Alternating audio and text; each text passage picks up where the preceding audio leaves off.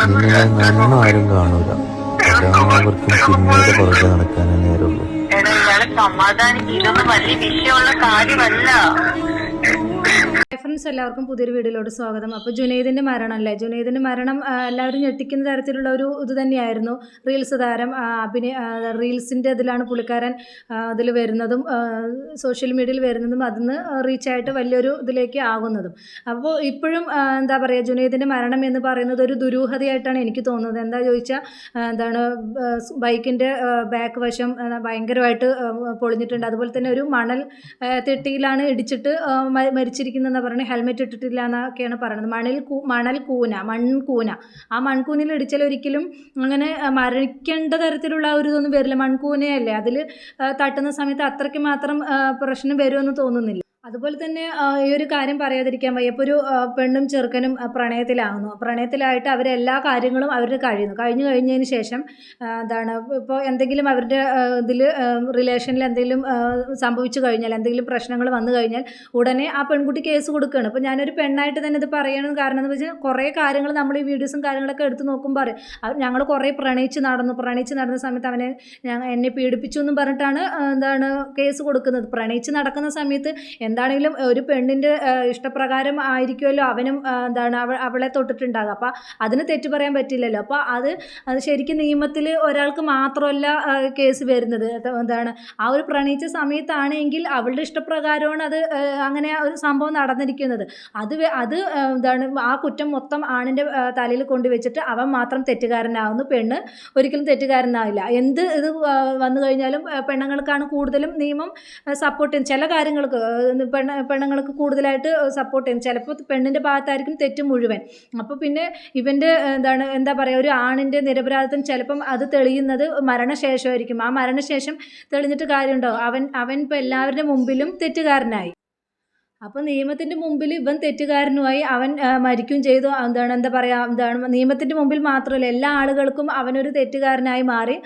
അവൻ ഒരു പെണ്ണിനെ പീഡിപ്പിച്ചു, കൂട്ടുകാരുടെ മുമ്പിലും നാട്ടുകാരുടെ മുമ്പിലും എല്ലാം അവൻ മാത്രം ഒരു തെറ്റുകാരനായി. ഒരു പെണ്ണിനെ പീഡിപ്പിച്ചു എന്ന് പറയുമ്പോൾ അതൊരു തെറ്റ് ഒരിക്കലും തെറ്റല്ലാതാവുന്നില്ല. അത് എപ്പോഴും മരണശേഷമാണെങ്കിലും ആ ഒരു ഇത് ആ ഒരു പേര് അവൻ്റെ മേൽ ചാർത്തപ്പെട്ട് കഴിഞ്ഞാൽ അത് അങ്ങനെ തന്നെ ഇരിക്കും.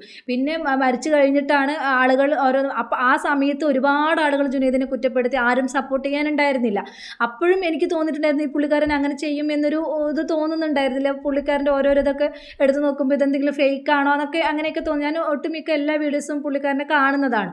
അപ്പോൾ എനിക്ക് അപ്പം തന്നെ ഫേക്കായിട്ട് തോന്നി. ഞാൻ നേരത്തെ ഒരു വീഡിയോ ചെയ്തിട്ടുണ്ട്, ജുനൈദിനെ മരിച്ച സമയത്ത് സപ്പോർട്ട് ചെയ്തിട്ട് തന്നെയാണ് ഞാൻ വീഡിയോ ചെയ്തിരിക്കുന്നത്. എനിക്കെന്തോ തെറ്റുള്ളതായിട്ട് തോന്നിയില്ല. ഇപ്പം പിന്നെ ഈ കുറ്റം പറഞ്ഞവരെല്ലാം മരണശേഷം ജുനൈദിന് നല്ലത് പറയുന്ന ഒരു ഇതുണ്ടായിരുന്നു. പക്ഷെ അങ്ങനെ പറഞ്ഞിട്ട് കാര്യമില്ലല്ലോ. ആ പുള്ളിക്കാരൻ മരണം വരെയും ഞാൻ തെറ്റുകാരനാണ് എന്ന രീതിയിലാണ് അദ്ദേഹം മരണപ്പെട്ടിരിക്കുന്നത്. ബാക്കി വോയിസ് കൂടെ കേട്ടിട്ട് വരാമെന്ന് കേട്ടു നോക്കൂ. പറഞ്ഞതിൻ്റെ പേരിലാണ്. ഇവൻ എൻ്റെ ഒരു ഫ്രണ്ടാണ്. ഇടയ്ക്ക് വന്നിട്ട് ഹായ് ഹലോ പറഞ്ഞ വിശേഷങ്ങൾ ചോദിച്ചറിഞ്ഞ് പോകുന്നൊരു നല്ലൊരു സൗഹൃദം. എന്നാലും ഒരു വർഷത്തോളമായിട്ട് ഈ പുള്ളിയൊരു പെണ്ണുമായിട്ട് സ്നേഹത്തിലായിരുന്നു. പക്ഷേ അതൊരു വല്ലാത്തൊരു ട്രാജഡിയിലേക്കാണ് പോയതെന്ന് ഒരിക്കൽ പോലും അറിഞ്ഞില്ല. ഒരുപാട് മാനസിക സമ്മർദ്ദത്തിൽ കഴിഞ്ഞിട്ടുണ്ടായിരുന്നു. അതിൻ്റെ ഇടയ്ക്ക് എന്നെ ഒരു വട്ടം വിളിച്ചിട്ട് ഞാൻ വളരെയധികം പ്രശ്നത്തിലാണ്, എന്നെ ട്രാപ്പിലകപ്പെടുത്തി, എനിക്ക് ജീവിക്കണ്ട എന്നൊക്കെ പറഞ്ഞിട്ട് എന്നെ ഒരുപാട് കരഞ്ഞ് ജീവിക്കണ്ട എന്ന് പറഞ്ഞിട്ട് ഒത്തിരി കരഞ്ഞിട്ടുണ്ട്. അപ്പോൾ ഞാൻ പറയുന്നുണ്ട്, നീ ഒരു കാര്യം കുറച്ച് യൂട്യൂബേഴ്സിനോട് കാര്യം പറയും.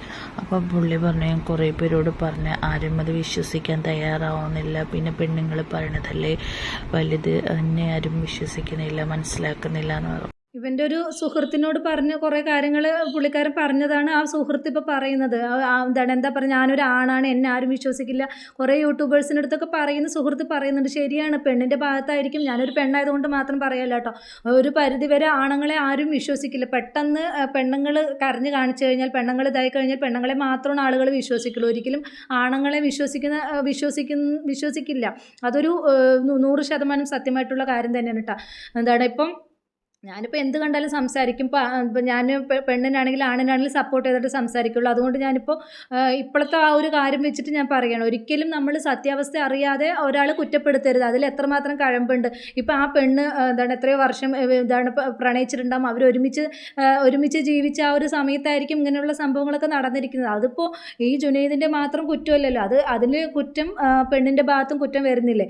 അപ്പോൾ ആ ഒരു സന്ദർഭത്തിൽ രണ്ടുപേരെയും ആ ഒരു സന്ദർഭത്തിൽ രണ്ടുപേരും കുറ്റക്കാരാണ് ആവുന്നത്, ഒരാൾ മാത്രമല്ല. അപ്പോൾ അത് കഴിഞ്ഞിട്ട് എന്നെ പീഡിപ്പിച്ചെന്ന് പറഞ്ഞ് കേസ് കൊടുക്കുന്ന സമയത്ത് ആണിനെ മാത്രം കുറ്റപ്പെടുത്തി അയാളുടെ ഫോട്ടോ വെച്ചിട്ട് അയാളെ അറസ്റ്റ് ചെയ്തു എന്നുള്ള തരത്തിലുള്ള ഇങ്ങനെയുള്ള വീഡിയോകളും കാര്യങ്ങളൊക്കെ പ്രചരിക്കുന്ന സമയത്ത് അയാളുടെ മാനസികാവസ്ഥ ഒന്ന് ആലോചിച്ച് നോക്കി, എത്രമാത്രം വേദനിച്ചിട്ടായിരിക്കും അയാൾ മരിച്ചിട്ടുണ്ടാവുക.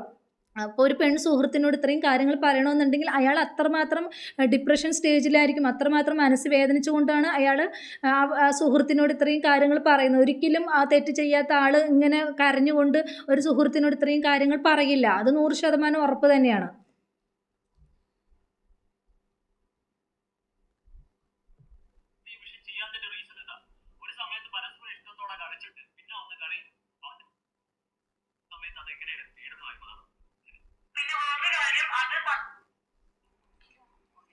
എന്തായാലും കുറച്ച് വോയിസും കൂടെ ഉണ്ട്, നമുക്ക് അതും കൂടെ കണ്ടിട്ട് വരാം. ഒന്ന് കണ്ടു നോക്കൂ.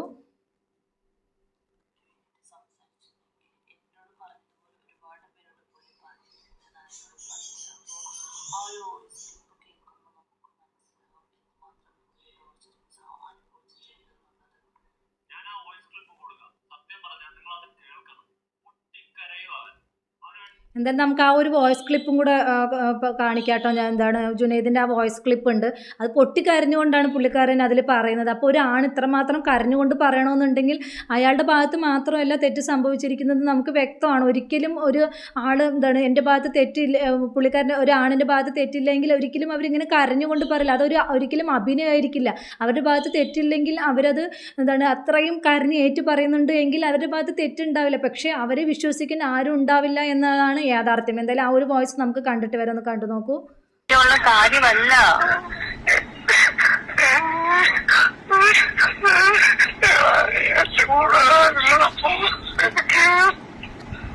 എന്റെ പൊന്നയുടെ ഉപനിയെന്ന് സമാധാനിക്ക്. ആരും ഇല്ലെന്ന് തോന്നുന്നത്, നമുക്കൊരു വിഷമം വരുമ്പോ ആരും ഇല്ലെന്നൊക്കെ തോന്നും. പിന്നെ വേറൊരു കാര്യം, അത് സത്യമാണ്. ഒന്നാമത്തെ കാര്യം നമുക്ക് ആരും ഇല്ല, നമ്മൾ വിശ്വസിച്ച് നമ്മൾ നിൽക്കുവാണെങ്കിൽ ഒരു കുഴപ്പമില്ല. നാളെ മരിച്ചുപോയാൽ നമ്മൾ കബറിൽ ഒറ്റയ്ക്കല്ലേ, ജനിച്ചത് ഒറ്റയ്ക്കല്ലേ. അപ്പൊ ജീവിക്കുന്നതും എല്ലാരും കൂടെ വേണം, വെക്കാൻ പറ്റത്തില്ല.